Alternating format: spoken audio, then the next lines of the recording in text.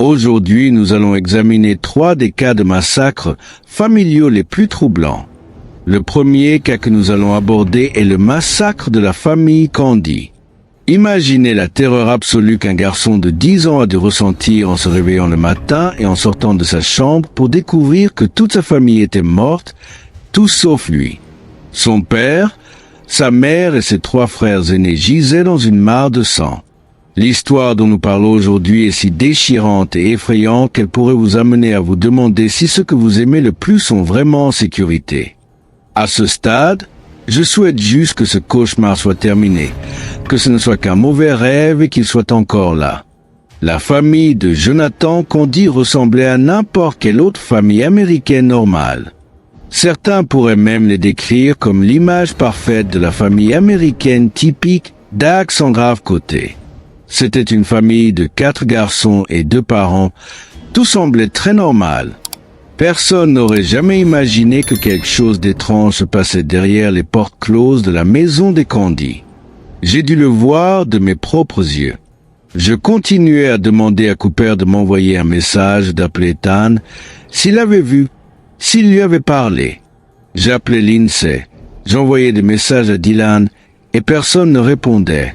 C'était une famille américaine typique, quelque chose que je n'aurais jamais imaginé, même en vivant 100 000 vies.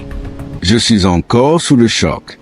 Même leurs voisins, qui les voyaient et interagissaient avec eux presque tous les jours, n'auraient jamais soupçonné qu'il se passait quelque chose d'horrible dans la maison des Candy, située au bout de l'impasse. Une interview du couple en 2022, lors d'une émission de Discovery Oklahoma, montrait un couple jeune, vibrant et heureux. Je viens ici 2 fois par semaine le matin juste pour leurs burritos de petit déjeuner, qui sont de loin meilleurs que tout ce qu'on peut trouver ailleurs. J'aime le gâteau aux carottes. Je ne mange pas beaucoup de sucreries malgré mon nom de famille, mais j'adore le gâteau aux carottes. J'aime les cannolis, ils sont bons. C'est une tragédie qu'ils soient tous partis maintenant, ne laissant que le plus jeune fils. La partie la plus sombre de cette histoire n'est même pas le fait qu'ils aient tous été assassinés. Cela aurait probablement été plus facile et moins douloureux à comprendre si un homme armé et dangereux, ou quelqu'un qui voulait vraiment faire du mal à la famille, s'était introduit chez eux en pleine nuit et les avait tués de sang-froid. Mais non, ce n'était pas le cas. La partie la plus sombre de cette histoire est que la personne qui a tué la femme et les 3 enfants, avant de se suicider, était Jonathan Candy et personne d'autre. L'homme qui était censé être le mari et le père, qui devait aimer, soutenir et protéger sa famille, est celui qui leur a ôté la vie. Lui et ses enfants semblaient toujours bien s'entendre. C'était juste un homme de famille. Je n'aurais jamais imaginé cela. Nous étions totalement sous le choc. Les enfants étaient très amicaux. Tout le monde ici les aimait. Ils nageaient régulièrement chez lui, jouaient avec mon chien. Nous avons des familles ici. Ils venaient tondre leur pelouse, s'occuper de ce dont ils avaient besoin. Jonathan Candy était un homme de 42 ans de Yukon, Oklahoma. Il travaillait à temps partiel au Pecom Center, l'une des grandes arènes de Yukon utilisées pour divers événements comme des concerts et des tournois sportifs. C'était la saison de basket, et Jonathan avait passé du temps à travailler sur les récents matchs de la NBA. C'était un match à domicile pour l'Oklahoma City Thunder, et tout le monde dans la région était excité à l'idée de voir le trophée revenir à la maison. Bien qu'il ne travaillait qu'à temps partiel, ses blagues et ses rires apportaient toujours de la vie à l'arène. Jonathan Candy a étudié au lycée catholique Bishop McInnes, et après avoir obtenu son diplôme, il a épousé sa bien-aimée, Lindsay Terry. Lindsay a grandi à Prague, Oklahoma. Elle faisait partie de la chorale quand elle était jeune et était toujours pleine de rire.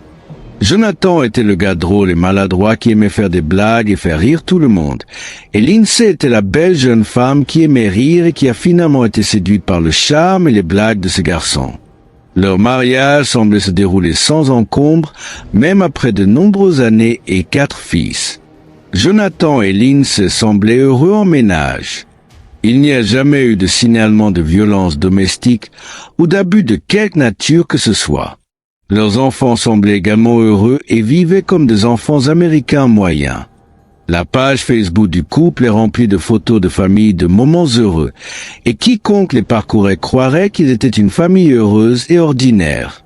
Jonathan parlait toujours à ses proches et amis de la façon dont sa famille et ses enfants étaient tout son monde. Mais le 22 avril, quelque chose d'impensable s'est produit. Le nom du plus jeune fils de la famille de Jonathan a été gardé confidentiel pour des raisons de confidentialité. Mais ce que nous savons, c'est que ce petit garçon est sorti de sa chambre le 22 avril 2024, s'attendant à une journée comme les autres.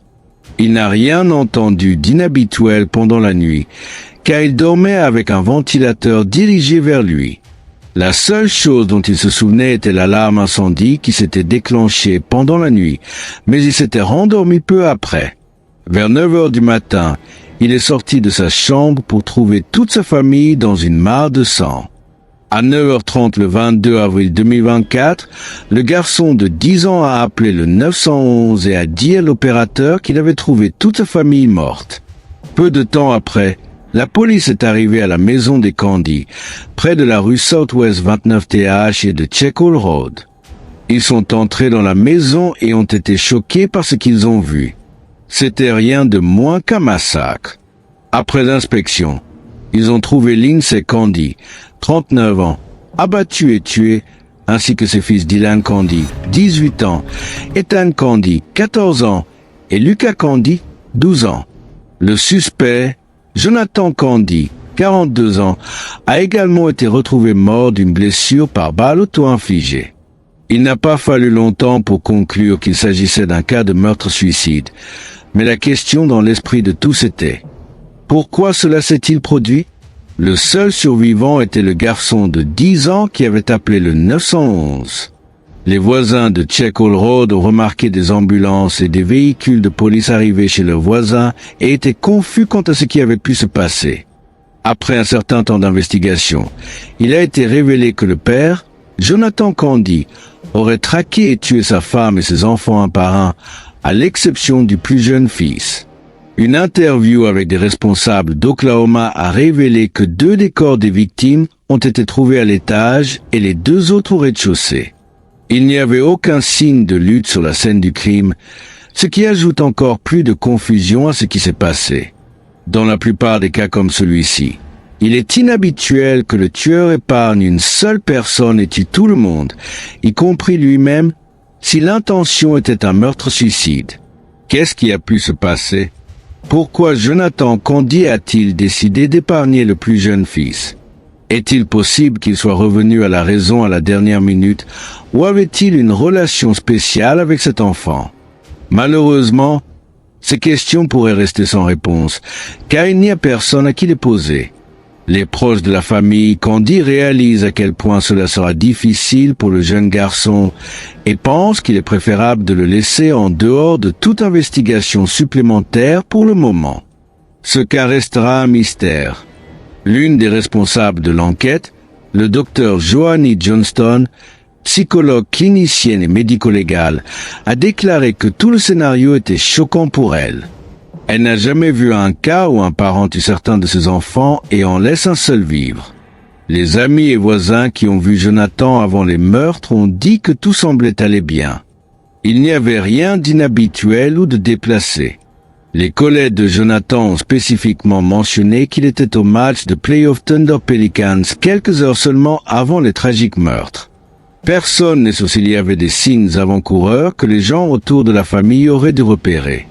Il n'y avait aucun signe de violence domestique, qui est généralement un facteur courant dans les cas de meurtre-suicide. Jusqu'à présent, personne ne peut affirmer ou spéculer correctement sur le motif des meurtres. Tout ce que nous savons, c'est qu'il y a peut-être eu une altercation entre Jonathan et Lindsay la nuit des meurtres. Personne ne sait de quoi leur dispute aurait pu parler et pourquoi Jonathan a décidé que la meilleure façon de gérer la situation était de tuer sa femme et de traquer systématiquement 3 de ses enfants. Il semblait être un père aimant et soutenant, mais qu'est-ce qui pourrait pousser un père à tirer une balle sur certaines des personnes qu'il prétendait aimer le plus au monde? Une possibilité.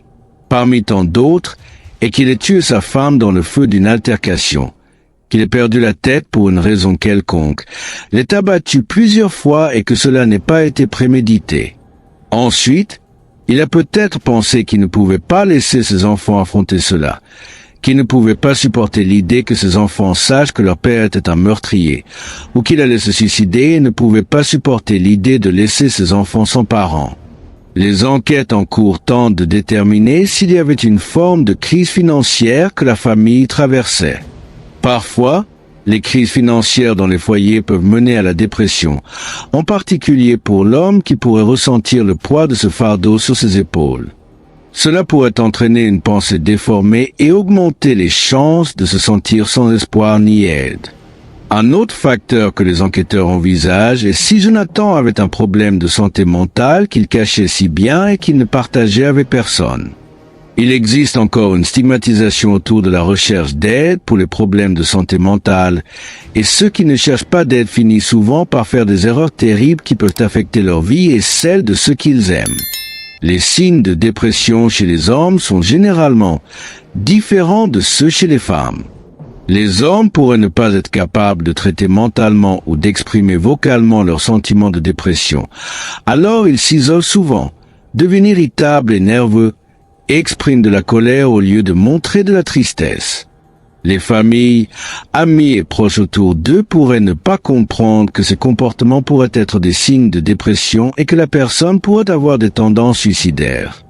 C'est assez malheureux lorsque les gens ne cherchent pas d'aide pour des problèmes de santé mentale à temps, car lorsqu'ils entrent dans un certain stade de dépression, ils perdent tout espoir et croient que la meilleure chose à faire est de se suicider et d'emmener d'autres personnes avec eux. Le motif réel derrière les meurtres n'est pas connu, donc pour l'instant, cela reste un mystère pour tout le monde. Sur la page Facebook de Lindsay Candy, une de ses amies d'enfance, Camille Cruz, après avoir appris la nouvelle, a partagé des détails sur leur amitié. Elle a dit que Lindsay et elle étaient toutes deux dans la chorale de l'église quand elles étaient jeunes et qu'elles chantaient côte à côte. Elle a également mentionné qu'elles avaient fréquenté l'école ensemble jusqu'à leur diplôme en 2002. Un souvenir particulier partagé par Camille Cruz a aidé tout le monde à voir la nature lumineuse et enjouée de Lindsay. Elle a raconté qu'en tant que jeune fille, elle et Lindsay se sont cachées dans une cabane dans les arbres et se sont endormis là-bas. Leurs parents, ne pouvant pas les trouver, se sont inquiétés et ont appelé la police. À la fin de la journée, tout le monde a ri de la situation, disant que les filles leur avaient fait une peur bleue, pour finalement être retrouvées endormies dans une cabane. Cruz a également mentionné qu'elle et Lindsay avaient une amitié qu'elle pouvait toujours reprendre là où elle l'avait laissée. Elle a déclaré à quel point elle était dévastée après avoir appris la nouvelle de la mort de la famille Candy. Elle n'a pas pu imaginer ou traiter toute la chose. Cruz a dit sur la page Facebook que Lindsay était tellement aimée et spéciale pour beaucoup de gens. Elle a spécifiquement déclaré à quel point Lindsay était farouchement aimée par ses garçons et comment elle apportait du rire à chaque conversation et dans la vie de ses parents, sa sœur et de leur groupe de filles. Dylan Candy était le premier fils de Jonathan et Lindsay Candy. C'était une personne sociable qui n'avait pas de mal à se faire des amis et il était évident pour tout le monde qu'il avait une passion pour la batterie et la musique en général. L'année dernière, en mai 2023, il a obtenu son diplôme de Mustang High School. Il aimait jouer dans la fanfare et a fréquenté l'Université Baptiste d'Oklahoma à l'automne pour rejoindre la Bison Brigade, la fanfare de l'OBU. Dylan jouait de la première grosse caisse. Le directeur des fanfares sportives à l'OBU, Brian Stacus, a mentionné que la seule raison pour laquelle Dylan ne dirigeait pas une section dans la fanfare était qu'il était en première année, mais il a été placé dans la position de jouer la première grosse caisse complexe parce qu'il était doué pour jouer dans la fanfare. Brian Stacus a dit que Dylan était un jeune homme incroyable avec un grand cœur. Il l'a décrit comme quelqu'un de toujours heureux et amical avec tout le monde, peu importe s'il passait une mauvaise journée. Il était un excellent exemple pour ses pairs sur ce que signifie se consacrer à l'équipe, comment surmonter les situations difficiles, persévérer, continuer à se présenter et donner le meilleur de soi-même. Stackhouse a rappelé un souvenir marquant de Dylan lors d'un camp de fanfare, quand on lui a dit qu'il avait un solo dans la ligne de percussion. Dylan était si heureux qu'il ne pouvait pas rester en place et a continué sa journée avec beaucoup d'excitation. Les camarades de fanfare de Dylan ont été encouragés à se soutenir mutuellement face à la nouvelle dévastatrice de sa mort. La grosse caisse et l'uniforme de Dylan seront exposés en mémoire pour honorer lui et sa famille. Ethan Candy, 14 ans, était le deuxième fils de la famille Candy. Il était en 9e année à l'école intermédiaire Mustang North et tout le monde à l'école le connaissait comme un garçon actif et athlétique, doué pour le baseball. Son entraîneur a dit qu'il était un joueur très énergique et engagé, avec un talent naturel pour le jeu, jouant toujours avec beaucoup de joie et d'intensité. Il a dit qu'Ethan avait un esprit inspirant et un sourire qui pouvait égayer l'humeur des gens. Son entraîneur, T.J. Armstrong, était très attaché à Ethan. Il était le meilleur ami de son fils et il croyait qu'il faisait ressortir le meilleur de son fils. Il l'appelait souvent Sweet Candyman. Cooper Armstrong et Wyatt Levy, les meilleurs amis d'Ethan, ainsi que ses autres amis, n'ont pas pu pleinement assimiler la perte d'Ethan. Un banc commémoratif est en cours d'installation au complexe sportif jeunesse de Mustang pour honorer sa présence dans leur vie et dans l'équipe. Lucas Candy était la plus jeune victime des meurtres. Il avait 12 ans et était élève à l'école intermédiaire Meadowbrook. On le voyait toujours jouer avec les autres jeunes enfants pendant les entraînements de soccer d'Ethan. Il était plein de vie et était un enfant actif et intelligent. Il sera remembré comme un enfant lumineux et joyeux qui aimait jouer dehors et se faire de nouveaux amis. L'une des parties les plus tristes de cette histoire tragique est le fait que le plus jeune enfant et seul survivant de la famille, Candy, devra grandir en sachant que toute sa famille a été assassinée par son père. À 10 ans, il est déjà confronté à un avenir où il grandira sans sa famille immédiate. Pas de père, pas de mère, pas de frères et sœurs. En une seule nuit, toute sa vie a changé, et ceux qu'il appelait sa famille ne sont plus là. Il pourrait grandir en ayant besoin de réponses sur ce qui s'est passé, malheureusement, pourrait ne pas en trouver. C'est un fardeau trop lourd à porter pour un enfant de 10 ans avec tout son avenir devant lui. Il a été placé sous la garde de membres de la famille élargie, et les gens de la communauté se réunissent pour lui apporter autant de soutien que possible pour l'aider à faire face à cette réalité difficile. Des travailleurs sociaux ont été assignés pour travailler étroitement avec la famille afin de s'assurer qu'ils reçoivent tout le soutien émotionnel et psychologique nécessaire. Une campagne GoFundMe a été créée pour lui, et les gens ont été encouragés à donner autant qu'ils le peuvent pour aider à son entretien, son éducation et ses besoins futurs.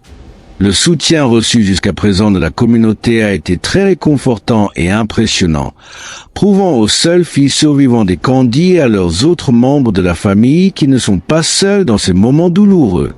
Personne n'a vu cela venir. C'est l'une des raisons pour lesquelles la nouvelle est si choquante pour ceux qui connaissaient la famille. À la station locale KF, la famille de Jonathan a publié une déclaration où ils ont exprimé à quel point ils étaient vraiment confus et dévastés. Ils ont dit qu'ils avaient tant de questions auxquelles ils n'auront jamais de réponse. Un des voisins de la famille Candy, Michael Burom, 68 ans, a dit qu'il avait du mal à croire que ses voisins n'étaient plus là et qu'il lui manquait déjà. Un autre voisin, Brian Graham, a mentionné à quel point Jonathan était pratique et serviable dans le quartier. T.J. Armstrong, l'entraîneur d'Ethan, a dit qu'il choisissait de se souvenir de Jonathan Candy comme le grand gars qu'il avait toujours connu, quelqu'un qui était toujours reconnaissant et donnait toujours des câlins. Sa femme, Rhonda Armstrong, qui connaissait la famille Candy depuis plus de 3 ans, a dit que chaque fois qu'elle allait chez eux ou qu'ils venaient chez elle, elle ne pouvait s'empêcher de sourire et de rire. Il pouvait lui faire oublier une mauvaise journée au travail ou ses luttes personnelles dès qu'elle voyait leur sourire. Elle a dit que Lindsay était toujours au match de baseball d'Ethan avec les encouragements les plus bruyants pendant qu'ils jouaient. Tous ceux qui les connaissaient les voyaient comme une famille gentille, douce et heureuse, ce qui rendait l'idée de ce qui leur est arrivé encore plus difficile à croire. Les enquêteurs tentent de faire une recherche approfondie pour trouver des indices sur ce qui aurait pu mener aux actions drastiques de Jonathan.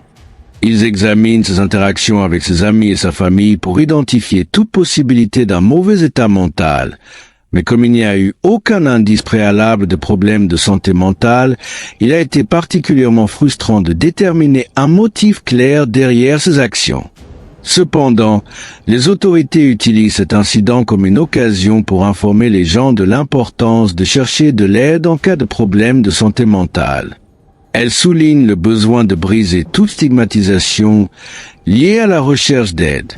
Le cas de Jonathan Condy montre encore plus à quel point ceux qui semblent heureux et bien à l'extérieur pourraient être aux prises avec un profond traumatisme intérieur. Tout le monde traverse une chose ou une autre, dont nous devons apprendre à être compatissants avec les gens que nous rencontrons et prendre le temps de nous connecter et de parler à notre famille et à nos amis pour s'assurer qu'il n'y a pas d'accumulation d'émotions négatives. Les autorités ont offert d'aider les personnes qui pourraient avoir du mal à traiter leurs émotions ou la nouvelle de la mort de la famille Condy en leur donnant accès à des groupes de soutien et des services de conseil. Cela semble être un cauchemar absolu dont tout le monde souhaite simplement se réveiller. La famille Condy était aimée de beaucoup et restera à jamais chère dans leur cœur. Alors que la famille et les amis pleurent la mort de Jonathan, Lindsay, Dylan, Ethan et Lucas Condy, ils réalisent également que la priorité à un moment comme celui-ci est de s'assurer que le survivant de la famille Condy reçoit autant de soutien et d'amour que possible. Le prochain cas que nous examinerons est le massacre de la famille Powell. Le massacre de la famille Powell. Josh Powell affirmait souvent qu'il était un père dévoué, mettant toujours ses enfants en premier. « J'aime mes fils plus que tout. Je mets eux et ma famille en premier », a-t-il déclaré dans une interview. Mais en quelques mois, ces mots se sont révélés totalement vains. Malgré toutes ces affirmations, Josh n'était pas le mari aimant qu'il prétendait être. Luttant contre des dépenses incontrôlables, il avait accumulé plus de 200 000 $ de dettes et était devenu de plus en plus possessif envers sa femme, menaçant même de fuir le pays si elle essayait de le quitter. Ce n'est pas une histoire d'amour, c'est une histoire d'obsession, de trahison et de chagrin. C'est l'histoire de Josh Powell. Notre amour et notre respect vont à Suzanne, Charlie, Braden, tous ceux qui connaissaient et aimaient les victimes, et tous ceux affectés par ce cas. L'histoire de Suzanne Cox et Josh Powell a commencé comme beaucoup d'autres. Tous deux étaient des membres dévots de l'Église de Jésus-Christ des Saints des Derniers Jours et se sont rencontrés en novembre 2000 lors d'un dîner à l'appartement de Josh. Ils étaient déjà camarades de classe dans un cours de religion. Leur relation a progressé rapidement et ils se sont mariés 6 mois plus tard au temple de Portland, Oregon. À l'époque, Josh enchaînait les emplois pendant que Suzanne abandonnait son travail de cosmétologue pour travailler comme courtière chez Wells Fargo afin de soutenir les rêves de Josh de devenir agent immobilier. Suzanne a également obtenu sa licence d'agent immobilier pour l'aider dans sa carrière, car elle croyait vraiment à leur avenir ensemble. En 2005, les Powell ont accueilli leur premier fils, Charlie, suivi de leur deuxième fils, Braden, 2 ans plus tard. Suzanne espérait que leurs enfants renforceraient le lien familial, mais le mariage avait déjà commencé à s'effondrer. Josh avait du mal à conserver un emploi stable, ce qui a conduit à un dépôt de bilan en 2008, et cela n'a fait qu'empirer les choses. Cela a atteint un point où les deux ont commencé à se détester, ce qui a incité Suzanne à documenter leur lutte dans des journaux et à enregistrer leurs biens en vidéo, craignant un divorce conflictuel. Il est 12h33, heure des Rocheuses. Je couvre toutes mes bases, m'assurant que s'il m'arrive quelque chose, à moi ou à ma famille, ou à nous tous, nos biens soient documentés. J'espère que tout se passera bien et que nous serons tous heureux et vivrons heureux pour toujours, autant que possible, a-t-elle écrit. Elle craignait même pour sa sécurité, notant que si elle mourait, cela pourrait ne pas être un accident. L'éducation de Josh était très dysfonctionnelle. Ses parents, Stephen et Terrica Powell, avaient un mariage tumultueux qui s'est terminé par un divorce en 1992. Selon Terrica, Steven était très dur envers Josh et le maltraitait verbalement et physiquement. Josh avait même tenté de se suicider à l'adolescence. Le divorce de ses parents impliquait des accusations de troubles mentaux, de pornographie, de polygamie et de sorcellerie, les deux parents se lançant des accusations graves. Steven, qui avait une haine profonde pour l'église LDS et adoptait des vues extrémistes, influençait ses fils avec ses croyances radicales et son mépris pour les femmes. La famille de Terrica le décrivait comme anti-église, anti-pays, anti-autorité, anti-moralité et l'accusait d'enseigner à ses fils à se moquer et insulter leur mère. Cet environnement toxique a laissé une marque durable sur Josh, qui montrait un comportement alarmant, comme menacer sa mère avec un couteau de boucher et tuer le gerbille de sa sœur. Les enfants Powell étaient profondément traumatisés par leur éducation, devant constamment passer d'un parent à l'autre et aux grands-parents. Finalement, Josh a commencé à devenir violent.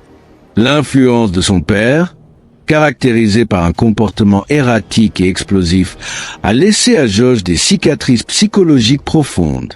Jennifer Grave, la sœur de Josh, a raconté une conversation glaçante avec leur père à propos d'hommes qui traquent et tuent leurs anciennes amantes. À l'approche de Noël 2009, le mariage de Powell était à son point le plus bas, mais Suzanne croyait encore que son mari pourrait changer pour le mieux. Le 6 décembre, Suzanne a assisté à l'église avec Charlie et Braden à la paroisse Hunter 36TH, puis est rentrée à pied avec une amie. Cet après-midi, une voisine, Giovanna Owing, a rendu visite à Suzanne pour l'aider à démêler de la laine pour une couverture qu'elle crochetait pour Charlie. Josh a offert le dîner à Owing, mais n'a pas invité ses enfants, prétendant qu'il n'y avait pas assez de nourriture pour tout le monde. Pendant que les femmes travaillaient sur la laine, les garçons aidaient Josh à la cuisine. Un sapin de Noël à moitié décoré se trouvait dans le salon, avec des cadeaux pour les enfants en dessous. Suzanne attendait que Josh ramène le reste des décorations du garage. Bien que Josh s'éloignait de l'église, Suzanne s'impliquait de plus en plus et avait économisé de l'argent pour la dîme contre la volonté de Josh. Elle a mentionné à Owing qu'il suivait un conseil conjugal à travers l'église, mais Josh avait cessé d'y participer et ne lisait pas le livre sur le mariage qui leur avait été assigné. Owing était nerveuse de discuter du mariage en présence de Josh, car elle avait tendance à dominer les conversations. Pendant la visite, Suzanne avait froid et Josh lui a apporté une couverture, impressionnant Owing par ce geste. Quand le dîner fut prêt, Josh a servi Owing et Suzanne sur le canapé et a mangé avec les garçons à la table de la cuisine. Owing a remarqué un changement dans le comportement de Josh, le trouvant un peu plus détendu. Vers 17 heures, Suzanne a décidé de faire une sieste, probablement épuisée par une récente fausse couche et une infection à l'oreille. Owing est parti vers 17h30 alors que Josh préparait les garçons pour aller faire de la luge. Un autre voisin a vu Josh revenir avec les garçons vers 20h. À minuit 30, Josh a affirmé qu'il avait emmené les garçons camper au camping Simpson Springs, laissant Suzanne endormie à la maison. Le temps était neigeux et glacial, avec des températures en dessous de 0 cette nuit-là. Le lendemain matin, la garderie des Powell s'est inquiétée lorsque Charlie et Braden n'ont pas été déposés comme prévu. Elle n'a pas pu contacter Josh ou Suzanne et a appelé la mère et la sœur de Josh, qui ont ensuite contacté la police. Les officiers ont forcé l'entrée de la maison des Powell, mais n'ont trouvé personne à l'intérieur. Ils ont découvert 2 grands ventilateurs soufflant sur une tache humide sur la moquette. Josh a finalement répondu à son téléphone ce soir-là et a été informé que la police l'attendait. Il a été emmené au poste de police de West Valley pour être interrogé, où il a nerveusement raconté une histoire suspecte à propos du voyage de camping. Charlie a également mentionné le voyage, mais la police n'a trouvé aucune preuve sur le site de loisirs en raison de la neige fraîche. Les effets personnels de Suzanne, y compris son sac à main et son téléphone portable, ont été trouvés dans la maison, indiquant qu'elle n'était pas partie de son plein gré. Le 10 décembre, Josh, les garçons, les voisins et les amis se sont réunis à Westview Park pour une veillée à la chandelle. Ils ont distribué des tracts et prié pour le retour sain et sauf de Suzanne, avec Josh versant quelques larmes pour les caméras, bien que beaucoup aient trouvé son comportement faux. Mais il y avait une autre personne tout aussi suspecte, Stephen Powell. L'obsession troublante de Stephen Powell pour sa belle-fille Suzanne montrait sa vision des femmes comme des objets de désir, même alors qu'il purgeait une peine de prison pour voyeurisme. Stephen a été libéré de prison en juillet dernier après avoir purgé une peine pour pornographie infantile. Ses écrits révélaient une fixation continue sur Suzanne, décrivant son désir irrésistible pour elle, détaillant comment il avait secrètement filmé et s'était livré à des actes troublants avec ses effets personnels. C'est Suzanne, il y a Josh avec elle, mais je la veux vraiment. J'aimerais qu'elle me regarde. Elle était si jolie aujourd'hui quand elle est venue à la maison. J'aimerais que l'éclairage soit meilleur. Ses écrits montraient un manque d'empathie ou de remords, et il présentait ses actions comme des expressions d'amour plutôt que comme des violations de l'intimité et de la dignité de Suzanne. Dans une interview tristement célèbre avec ABC News, Stephen a affirmé avoir eu des relations sexuelles avec Suzanne, soulignant davantage son manque de remords ou de compréhension de la gravité de ses actions. L'enquête sur la disparition de Suzanne a révélé une collection glaçante d'effets personnels de Suzanne en possession de Stephen, comme des petits trophées. Ce qui rend les choses pires, c'est que lorsque Suzanne s'est confiée à Josh à ce sujet, Josh défendait son père, semblant accepter son comportement. Malgré le déménagement de Josh et Suzanne en Utah pour s'éloigner de Stephen, son obsession a persisté jusqu'à la fin. Ses dernières entrées de journal exprimaient sa dévastation à l'idée de la mort de Suzanne et professaient son soi-disant amour pour elle. Alors que la recherche de Suzanne s'intensifiait, sa famille a lancé des appels au public par le biais de conférences de presse, espérant obtenir des informations qui pourraient aider à la retrouver. De plus, un donateur anonyme a offert une récompense de $10 000. Les actions de Josh ont attiré les soupçons lorsque la police a découvert qu'il avait conduit sa voiture de location sur des centaines de miles et avait fouillé leur minivan et leur maison à plusieurs reprises. Fin décembre, Josh a cessé de coopérer avec la police et a décidé d'engager un avocat. Pourquoi a-t-il soudainement changé de comportement? La police a examiné les interviews médiatiques de Josh, espérant trouver des indices dans son attitude et son ton. Beaucoup ont remarqué son attitude indifférente et suspecte pendant ces interviews, ce qui a encore accru les doutes sur son innocence. En janvier 2010, juste un mois après la disparition de Suzanne, Josh a fait ses valises et s'est préparé à retourner dans l'État de Washington avec ses fils. Il a eu l'aide d'amis et de voisins pour charger un camion de déménagement et une remorque, suscitant le scepticisme quant à ses intentions. La crédibilité de Josh a pris un autre coup le 26 février 2010, lorsqu'il a lancé avec son père le site SusanPowell.org. Cette action a déclenché une querelle entre les familles Powell et Cox, le site étant utilisé davantage pour que les Powell se défendent que pour retrouver Suzanne. En décembre de l'année précédente, Josh avait accusé Suzanne d'avoir une double vie et de planifier un divorce. Il l'avait même lié à un autre cas de disparition, celui de Stephen Couché. Juste lorsque l'intérêt pour le cas de Suzanne semblait diminuer, un juge a émis un mandat pour fouiller la maison de Josh à Puyallup, Washington, où il vivait avec ses fils et son père.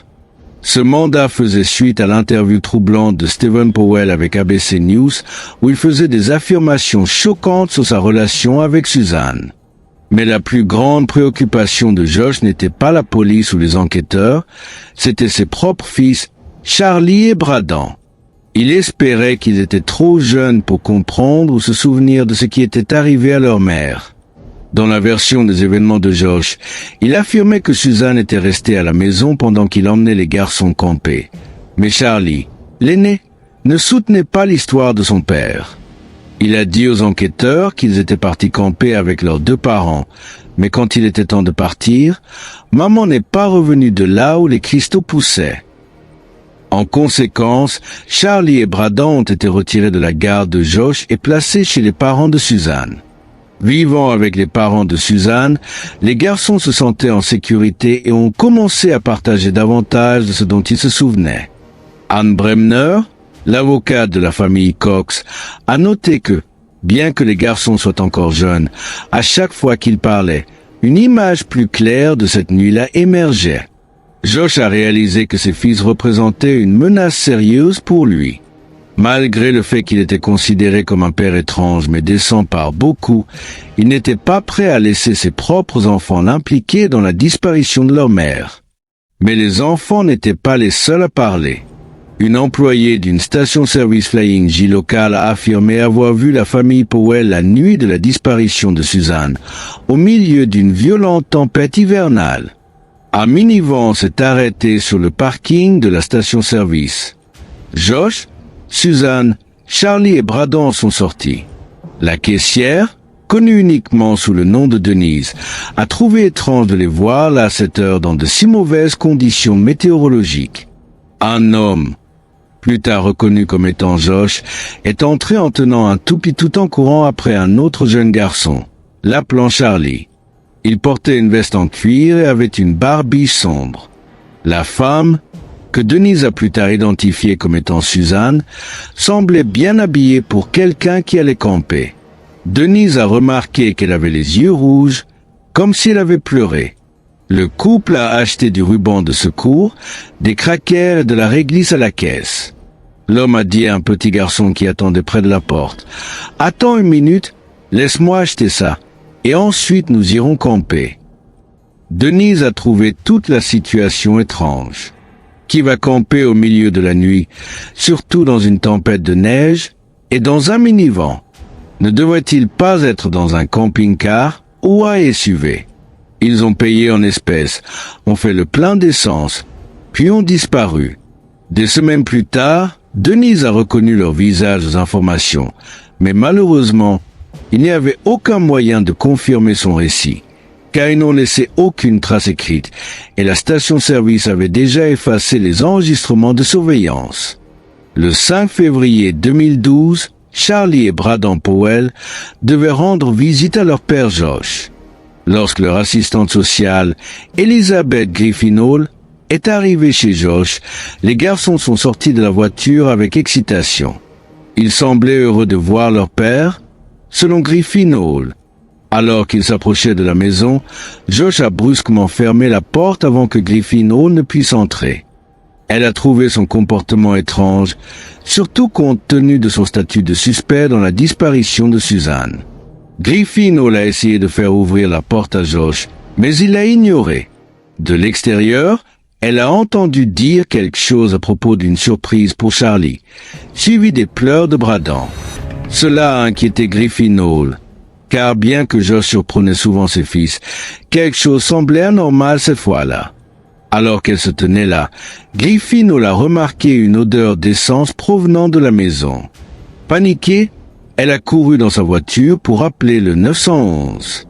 Le répartiteur, Dave Larr, n'a pas pleinement saisi l'urgence de la situation, malgré les supplications de Griffin Hall. Il a posé des questions sur des détails triviaux et n'a pas réalisé la gravité jusqu'à ce qu'il soit trop tard.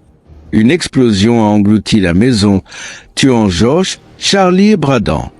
Il a fallu environ 22 minutes pour que les secours arrivent, mais la tragédie avait déjà eu lieu. La décision de Josh de mettre fin à sa vie et à celle de ses enfants n'était pas une impulsion soudaine. Cela couvait depuis des semaines, peut-être même des mois. Avant l'arrivée de Charlie et Braden, Josh avait donné leurs jouets et livres et avait collecté des gallons d'essence, préparant ce qu'il avait prévu. Quelques instants avant l'arrivée de ses fils, Josh est assis à son ordinateur et a écrit des messages d'adieu à ses proches, expliquant sa décision. Il a exprimé son incapacité à vivre sans ses garçons et s'est excusé pour tout mal qu'il avait causé.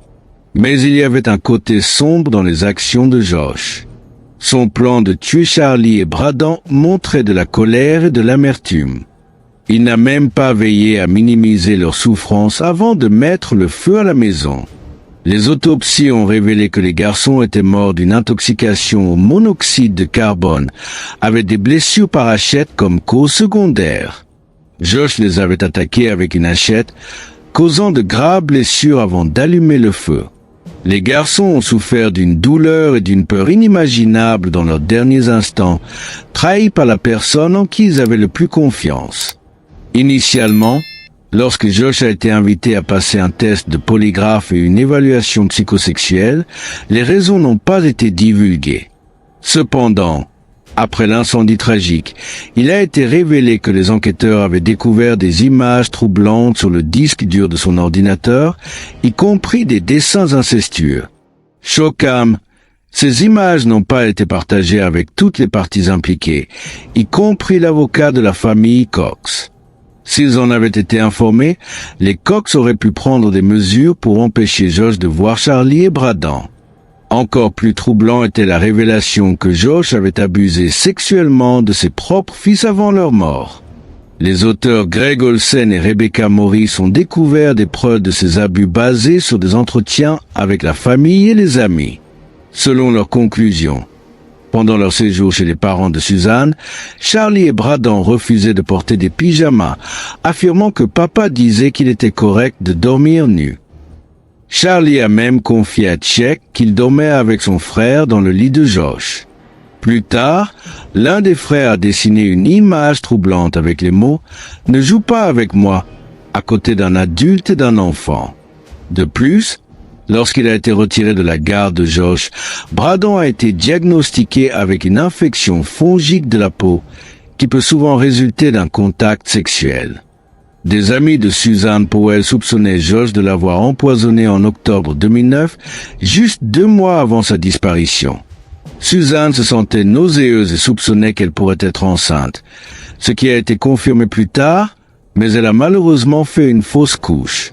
Selon son ami Amber Hardman, Josh préparait diverses concoctions organiques pour Suzanne, y compris du yaourt épais et des boissons kéfir fermentées. Alors que Suzanne espérait avoir un autre enfant, Josh ne partageait pas son enthousiasme. Steve Powell, dans une interview avec la police, a mentionné que Suzanne voulait un autre bébé, mais Josh pratiquait des rapports protégés.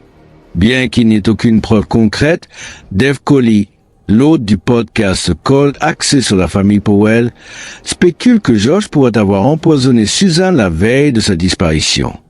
Josh cuisinait rarement, et Suzanne se sentait mal et devait se reposer après avoir mangé, comme l'a rappelé Giovanna Owing. La théorie de Coley suggère que Josh pourrait avoir écrasé des pilules dans la pâte à crêpes, puis utilisé un outil pour blesser Suzanne avant de cacher son corps et de le mettre dans le coffre du minivan. Cependant, cette théorie contredit les déclarations de Charlie selon lesquelles Suzanne était avec eux lors du voyage de camping, ainsi que le récit de l'employé de Flying J qui affirmait avoir vu la famille Powell la nuit du voyage de camping. La réputation de Josh Powell comme un égocentrique qui dominait les conversations était bien connue de ceux qui le connaissaient. L'ancien voisin John Hallowell a décrit la dynamique en disant « Nous aimions tous Suzanne et nous tolérions Josh parce qu'il venait avec. » C'est ainsi que la plupart des gens ressentaient. Elle s'inquiétait toujours pour les autres, alors que Josh était toujours l'opposé. Il ne se préoccupait que de lui-même, ce qui rendait parfois les choses un peu difficiles. À mesure que davantage de détails émergeaient sur le comportement de Josh, les amis, la famille et les voisins partageaient leurs expériences avec l'homme considéré comme responsable de la disparition de sa femme et des morts tragiques de ses fils. Pendant l'accouchement de Suzanne pour leur premier fils, Charlie, Josh a donné la priorité à la sauvegarde de son ordinateur plutôt que de l'emmener à l'hôpital, obligeant les parents de Suzanne à la conduire. Même lorsqu'il est finalement arrivé à l'hôpital, il a continué à travailler sur son ordinateur portable jusqu'à ce qu'on lui dise d'être avec sa femme. Josh exerçait un contrôle strict sur le ménage, au point où Suzanne devait demander la permission de conduire, et il surveillait leurs finances.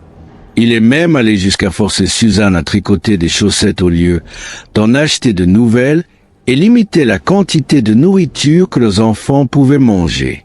Selon l'ami de Suzanne, Rachel Marini, Josh a un jour fait une remarque insensible à propos des repas de Charlie, disant « Il a un repas par jour à la garderie, c'est tout ce dont il a besoin. » Tu ne vas pas gaspiller ma nourriture sur lui parce qu'il va juste la déféquer. Cette attitude a conduit à un diagnostic de malnutrition pour Charlie à seulement 1 an. Le contrôle de Josh étendait à la mobilité de Suzanne, car il lui interdisait d'avoir un téléphone portable et la forçait à aller au travail à vélo. Il limitait même ses douches pour économiser de l'argent, tout en s'adonnant lui-même au jeu dans un casino local. Ce qui est arrivé à la famille Powell semblait s'aggraver avec la mort du frère de Josh, Michael Powell, qui s'est suicidé en sautant d'un immeuble au centre-ville de Minneapolis en février 2013. Michael, considéré comme le membre le plus stable de la famille Powell, avait un avenir prometteur. Il poursuivait un doctorat en sciences cognitives à l'université du Minnesota et avait servi dans l'armée américaine auparavant.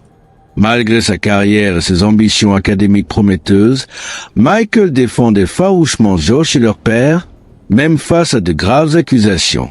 Il liait fermement les accusations des forces de l'ordre contre son père et les rejetait comme des mensonges visant à nuire à la réputation de la famille Powell. Michael était également impliqué dans une bataille juridique avec Chuck et Judy Cox concernant une police d'assurance d'une valeur de 1,5 million de dollars que Josh avait modifiée pour désigner Michael comme principal bénéficiaire quelques mois avant le meurtre-suicide. Mais la loyauté de Michael envers Josh était entachée de tromperies et d'actions douteuses.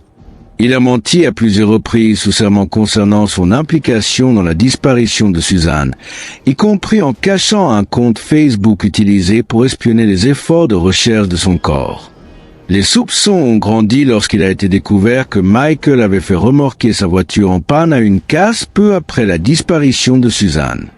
Bien que les tests médico-légaux se soient révélés non concluants, la présence d'une odeur de décomposition humaine détectée par un chien renifleur a suscité des interrogations.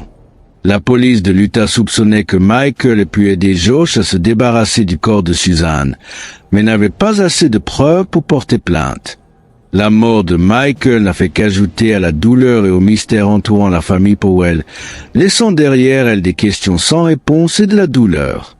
Les morts de Charlie et Braden Powell aux mains de leur propre père, Josh Powell, ont soulevé des questions sur le rôle du département des services sociaux et de santé de l'État de Washington dans leur autorisation d'accès à leur père. La famille Cox, les parents de Susan Powell, a intenté une action en justice contre le DSHS, alléguant une négligence et réclamant des dommages pour les souffrances subies par les garçons. Initialement rejetée en 2015, la poursuite a été relancée par la Cour d'appel du 9e circuit en 2019, permettant son passage en procès. Le procès, qui a commencé en février 2020, a révélé des détails troublants, y compris des preuves de sang de Suzanne près d'un canapé récemment nettoyé et les actions rapides de Josh pour retirer les fonds du compte de retraite de Suzanne après sa disparition. Le DSHS a soutenu qu'avant les meurtres, il n'y avait pas assez de preuves pour éloigner complètement Josh de ses enfants, et qu'il y avait des lignes directrices strictes et des limitations à leur autorité. Mais les Cox estimaient que l'agence aurait dû reconnaître le danger que Josh représentait pour ses enfants, surtout compte tenu de son statut de principal suspect dans la disparition de Suzanne.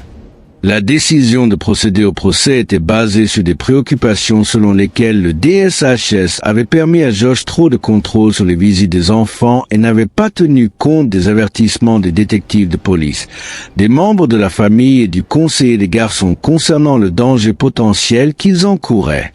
À ce jour, l'affaire de Susan Powell reste non résolue. Stephen Powell était considéré comme une personne d'intérêt, mais n'a jamais été inculpé en lien avec sa disparition. Il est décédé en 2018 alors qu'il purgeait une peine pour pornographie infantile et voyeurisme. En 2020, l'État de Washington a accordé aux parents de Suzanne 98 millions de dollars pour négligence liée à la mort de leurs petits-enfants. Le massacre de la famille Ajadouvé. Le matin du 29 août 2016, Mary Cole s'est inquiétée lorsque sa fille Claude n'a pas déposé ses 2 plus jeunes fils, Niall et Ryan, comme prévu. Incapable de joindre Claude ou son mari Alan par téléphone ou de recevoir des réponses à ses textos, Mary s'est rendue à leur domicile à Ogden Downs, à Barcony. En arrivant, elle a remarqué que les 2 voitures familiales étaient dans l'allée et que les rideaux du salon et des chambres étaient fermés, ce qui a immédiatement déclenché une alarme pour elle. Ce n'était pas dans les habitudes de Clodagh de ne pas la contacter si elle était en retard. Au début, Marie Cole craignait que sa fille Clodagh et ses petits-enfants aient été victimes d'une intoxication au monoxyde de carbone. En s'approchant de la porte arrière avec sa clé, elle a vu une note scotchée à l'intérieur, ordonnant de ne pas entrer et d'appeler la police. Reconnaissant l'écriture d'Alan, Marie est devenue profondément suspicieuse que quelque chose de terrible s'était produit. Elle a immédiatement appelé les services d'urgence à environ 10h40 et a ensuite cherché sa voisine Edith Arian, l'informant qu'Alan avait probablement fait quelque chose à sa fille. Le 29 août 2016, nous avons perdu notre fille et sœur Clodagh, ainsi que ses adorables fils Liam, Niall et Ryan, dans les circonstances les plus horribles. C'est l'affaire du massacre de la famille HW. Notre amour et notre respect vont à tous ceux qui connaissaient et aimaient les victimes de la famille HW et tous ceux affectés par ce cas. Alan et Clodagh étaient tous 2 éducateurs, profondément impliqués dans leur communauté locale. Alan HW, originaire de Windgap dans le comté de Kilkenny, était directeur adjoint à l'école nationale de Castlereagh, près de Barcony, où vivait la famille. Clodagh, anciennement Clodagh Cole, venait de Montnuge, un village dans la partie sud du comté de Cavan, non loin de Ballyghamsduff. Elle travaillait comme enseignante à l'école nationale d'Oristone, située au sud-est de Kell dans le comté de Meath. Ils avaient 3 fils, Liam, 13 ans, Niall, 11 ans, et Ryan, 6 ans. La veille au soir, tout semblait normal à Marie. Ils ont pris le thé, des biscuits et ont discuté dans la cuisine, pendant que leurs 3 fils regardaient la télévision dans le salon. Clodagh a mentionné son intention de déposer Niall et Ryan chez Marie tôt le lendemain matin, car Liam avait école. Elle a assuré à Marie de ne pas s'inquiéter si elle était un peu en retard, car Clodagh n'avait pas d'élèves à gérer ce jour-là. Avant de partir, Marie a souhaité bonne chance à Alan, qui se préparait à retourner à l'école après les vacances d'été. Alan l'a remercié pour les friandises, en référence aux biscuits qu'elle leur avait offerts. Marie ne savait pas que ce serait la dernière fois qu'elle verrait Alan vivant. Le lendemain matin, lorsque Marie s'est inquiétée de ne pas avoir de nouvelles de Clodagh et n'a pas réussi à la joindre, elle s'est rendue à la maison de la famille HW à Barcony. Découvrant la note sur la porte arrière et reconnaissant l'écriture d'Alan, elle a immédiatement appelé la police. L'officier Alan Radcliffe est arrivé, utilisant la clé de Marie, est entré dans la maison. À l'intérieur, il a trouvé le corps sans vie de Clodagh sur le canapé du salon, vêtu de son pyjama, avec de graves blessures à la tête. Un couteau et une petite hache ont été trouvés à proximité sur le sol. Le corps d'Alan HW a été découvert dans le couloir. Il s'était suicidé. En montant à l'étage, l'officier Radcliffe a trouvé Liam et Niall HW dans des chambres séparées, tous 2 avec des blessures à la gorge indiquant leur mort tragique. Dans une autre chambre, il a trouvé Ryan HW, également décédé, avec un couteau posé sur son oreiller.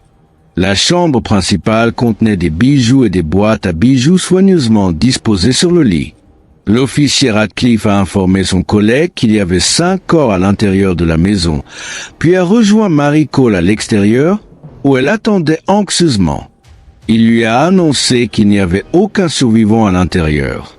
Les détectives ont également trouvé divers objets, y compris des documents, une enveloppe scellée contenant une lettre et une note sur la table de la cuisine. Certains de ces objets étaient tachés de sang. Il a été découvert plus tard que l'empreinte de la paume droite d'Alan HW était présente sur la hache tachée de sang trouvée sur les lieux.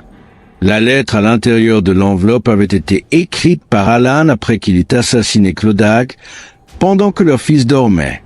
La famille des victimes, à qui la note a été cachée par la police irlandaise, connue sous le nom de Gardaí, pendant 16 mois, pense qu'Alan HW l'a écrite en 2 parties.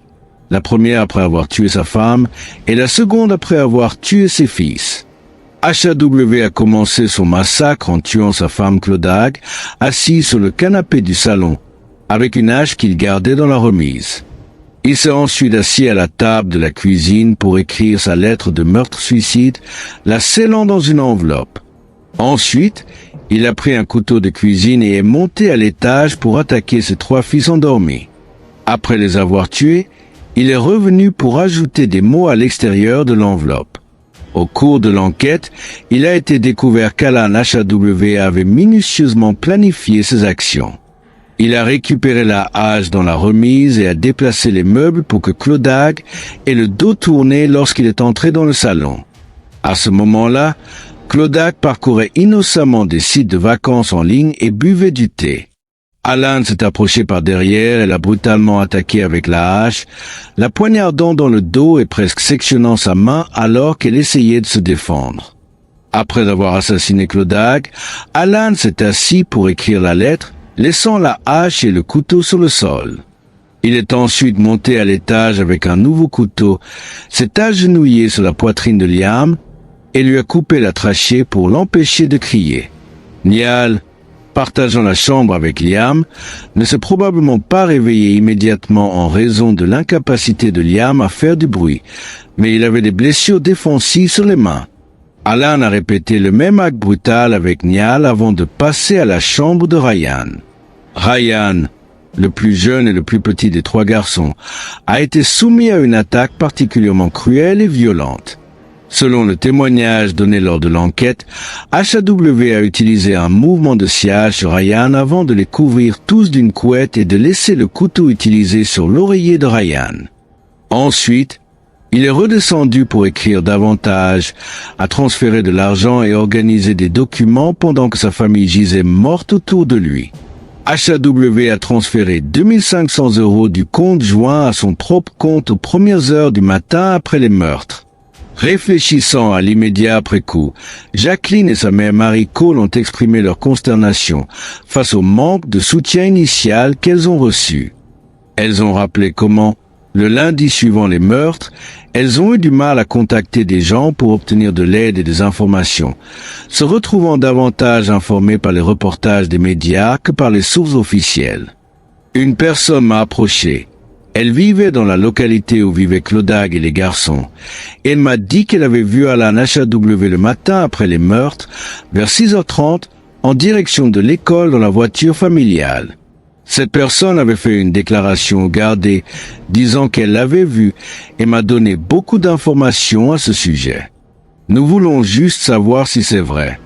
Lorsque nous rencontrerons Drew Harris, nous allons soulever la question de l'accès au dossier des gardés. Nous aimerions voir les déclarations qu'il les a faites et nous aimerions soulever les problèmes que nous avons rencontrés en tant que famille. Nous aimerions voir des changements dans la loi sur la succession de 1965. Mais pour le moment, nous pensons qu'il n'y a aucune raison légitime pour que cela soit retardé, compte tenu des familles affectées dans ce pays. Enfin, nous aimerions remercier tout le monde dans tout le pays qui nous a montré un tel soutien ces derniers jours. Nous savons maintenant que Clodagh, Liam, Niall et Ryan reçoivent enfin le respect qu'ils méritent. Nous sommes tellement reconnaissants à tout le monde, nous ne pouvons pas remercier chacun individuellement. Mais merci du fond du cœur. Ce n'est que 2 semaines avant l'enquête, 16 mois après la tragédie, qu'ils ont enfin reçu une copie de la lettre d'Alan. Cette lettre a fourni des informations glaçantes sur l'état d'esprit d'Alan avant les meurtres, y compris comment il a réorganisé les meubles pour exécuter ses plans. La note commençait par « Tout le bien que nous avons fait, j'y étais vraiment ». Mais je pense qu'il y avait une sorte de psychose qui me faisait apprécier cela, et l'instant d'après, j'étais complètement à l'opposé. Il a continué avec une excuse pour ses actions. Je suis désolé pour la façon dont je les ai tous assassinés, mais je n'avais tout simplement pas d'autre solution. Je suis ce que j'ai mal exprimé beaucoup de ce que je voulais dire. Je sais que pour beaucoup, j'étais si gentil avec eux, mais ils n'ont jamais connu le vrai moi. Il a terminé par « Que Dieu vous bénisse tous. Soyez bons avec vos familles. » Je ne sais pas ce que c'était.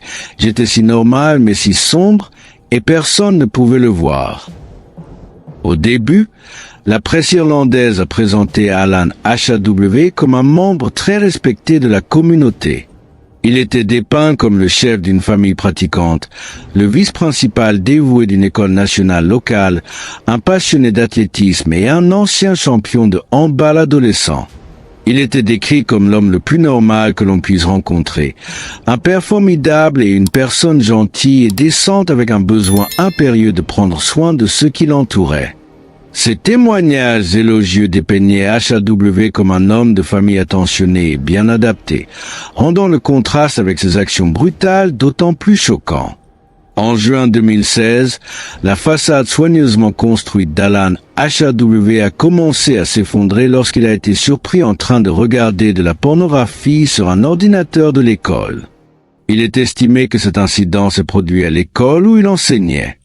HAW avait accédé à 97% de sa pornographie sur son ordinateur portable scolaire et une partie sur son téléphone, cachant cela à sa femme Clodagh. Mary Cole, la mère de Clodagh, a rappelé une conversation avec Clodagh en février 2016, où Clodagh a révélé qu'Alan avait avoué regarder de la pornographie. Cette admission a tendu leur relation, ce qui a conduit HAW à commencer à assister à des séances de conseil tous les mardis soirs. Clodagh a assuré à sa mère que les choses étaient sous contrôle, mais Marie pouvait sentir la détresse sous-jacente de Clodagh. Les séances de conseil de HAW se concentraient initialement sur son addiction à la pornographie, mais se sont ensuite orientées vers les problèmes survenus à l'école. Après cette exposition, le monde de HAW a commencé à spirale dangereusement hors de contrôle. Les problèmes de HAW signifiaient une lutte intérieure. Sa double vie, marquée par une apparence de normalité et un tumulte intérieur, a probablement contribué à son déclin psychologique. Mais quel était son motif ? Les enquêteurs gardés ont rapidement déterminé que HAW n'avait aucun antécédent clinique de problèmes de santé mentale, ni n'avait jamais été référé ou n'avait cherché de services de santé mentale. Dans les jours précédant les meurtres, les habitants locaux n'ont remarqué aucun signe de changement dans l'état mental, l'humeur ou le comportement de HAW. Mais l'absence d'indicateurs évidents ne signifie pas que HAW n'a pas connu de détresse émotionnelle sévère. À la cour du coroner de Cavan, le professeur de psychiatrie Harry Kennedy a présenté ses conclusions basées sur une documentation approfondie concernant la santé mentale d'Alan HAW. Le rapport du professeur Kennedy a été compilé sans interaction directe avec M. HAW, s'appuyant plutôt sur les dossiers de son médecin généraliste, de son conseiller et de sa note de suicide. Selon l'évaluation du professeur Kennedy, HAW luttait contre des angoisses somatiques depuis 2008, impliquant des inquiétudes sur des problèmes de santé physique qui se sont intensifiés en préoccupations sévères. Ces angoisses étaient accompagnées de ruminations, de scrupules et de sentiments exagérés de culpabilité, tous indicatifs d'une maladie dépressive majeure. Le professeur Kennedy a souligné qu'au moment du meurtre-suicide, HAW était passé d'une dépression à long terme à un épisode sévère incluant des symptômes psychotiques. Il a souligné qu'une maladie mentale sévère altère considérablement le jugement, suggérant que les actions de HAW étaient influencées par cet état mental compromis. HAW avait parlé à son médecin généraliste de se sentir épuisé, d'avoir des difficultés à dormir et même de traiter un problème d'ongles d'orteil avec de l'eau de javel. Malgré les plaintes mentales de HAW, son praticien ne l'avait traité que pour des maux physiques au cours des 5 années de leur relation patient-médecin. Lors des séances de conseil avec David McConnell de mars à juin 2016, HAW a exprimé des troubles continus et a révélé une histoire de dépression dans la vingtaine, qui s'était résolue lorsqu'il a commencé à travailler. L'objectif de HAW en thérapie était de restaurer sa vie familiale à ce qu'elle était autrefois, révélant son fort attachement à son rôle de père et de mari. Lors de leur dernière séance le 21 juin 2016, HAW semblait stressé mais partageait franchement ses luttes émotionnelles. Il a admis ressentir la pression de maintenir une image parfaite dans la communauté, révélant sa peur de la honte et de l'imperfection. Cette séance est terminée sur une note émotionnelle, avec HAW fondant en larmes. Le même jour que sa dernière séance de conseil, HAW a vu son praticien pour son problème d'ongle d'orteil. Il a mentionné des problèmes de sommeil dus à un conflit avec un collègue au travail, ce qui le faisait se sentir isolé. Malgré ces problèmes, il n'a pas demandé d'arrêt maladie. Le praticien a noté que HAW se préparait pour la fin de l'année scolaire et attendait avec impatience des vacances en Italie. Elle lui a prescrit 10 somnifères pour traiter son insomnie à court terme et lui a conseillé d'éviter d'autres conflits au travail, suggérant de revenir si son état ne s'améliorait pas. Le praticien a observé que HAW semblait clair, cohérent, concentré et affichait un comportement normal sans signe d'agitation. Elle n'a signalé aucun signe de désespoir ou de perte d'espoir, soulignant que son principal facteur de stress semblait être le conflit au travail et qu'il semblait positif à propos des vacances à venir. Cependant, elle ignorait que HAW voyait également un conseiller et avait un rendez-vous le même jour. Dans une partie de sa note, Alan HAW a écrit « Je ne peux pas les laisser affronter une vie sans moi et la honte qui devrait porter que leur père s'est suicidé. J'ai voulu me suicider depuis longtemps maintenant, et je ne pouvais pas supporter l'idée de laisser mon désordre et la colère et le rejet que Clodagh et les garçons devraient vivre pour toujours. Il est courant que les individus suicidaires se perçoivent comme un fardeau pour les autres, croyant que leurs proches seraient mieux sans eux. Des expressions de sympathie ont été adressées aux familles Cole et HAW par la police, le coroner, les représentants légaux et le jury. Les jurés ont délibéré pendant environ 10 minutes avant de rendre les verdicts conseillés. Pour Alan HAW, le coroner a recommandé un verdict de mort auto-infligée ou de suicide. Suivant ses conseils, le jury a délibéré et a rendu des verdicts conformes aux recommandations du coroner. L'enquête s'est conclue le 19 décembre 2017. Peu après les meurtres, des groupes de défense des droits des femmes en Irlande, tels que Women's Aid et le Conseil national des femmes, ont critiqué la presse irlandaise pour ce qu'ils percevaient comme un traitement trop sympathique d'Alan HAW. La sœur et la mère de Clodagh auraient été laissées avec une dette de 50 000 € en raison des frais juridiques pour obtenir la publication des documents. Elles ont également critiqué le manque de soutien fourni par l'État et les organisations caritatives aux familles des victimes de meurtres en Irlande en général. Ils ont été sauvagement et brutalement tués par Alan HAW d'une manière préméditée et calculée. Nous sommes conscients que l'enquête a un rôle limité en droit, en ce sens que sa fonction est restreinte à établir comment, où et quand nos proches sont morts.